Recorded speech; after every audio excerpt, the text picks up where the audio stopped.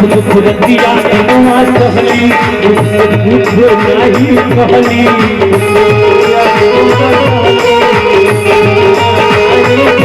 खुरतिया नवा सहली पूछो नहीं कहली खुरतिया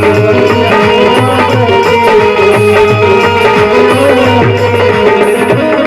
सहली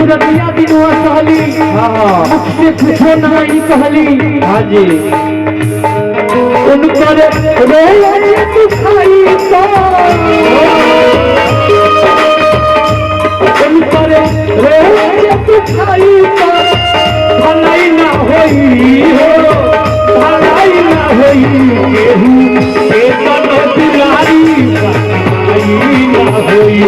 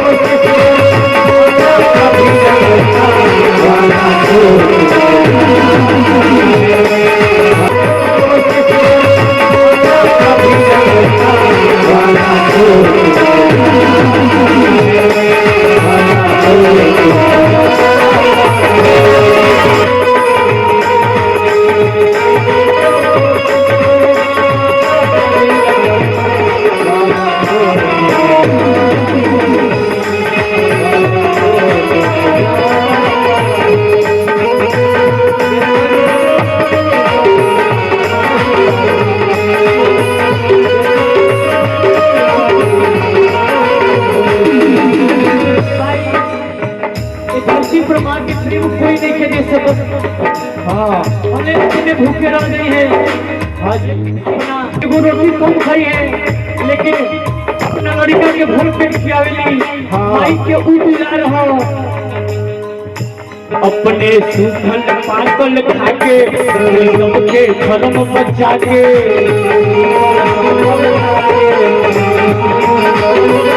सूखल पाकल खाके रखली सबके धर्म बचा के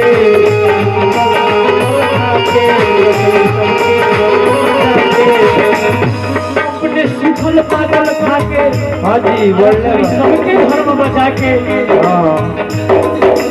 इनकर आचार से बढ़ी के इनका आचार से बढ़ी के रजाई ना होई हो रजाई ना होई केहू केतन दुलारी भाई ना होई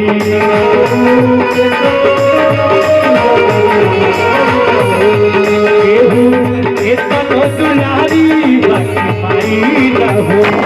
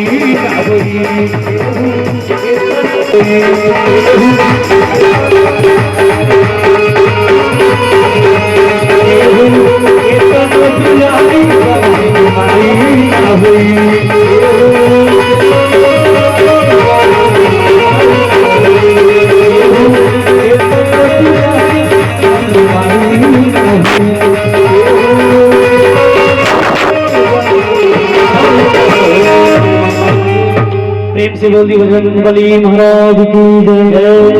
जय जय श्री सीताराम।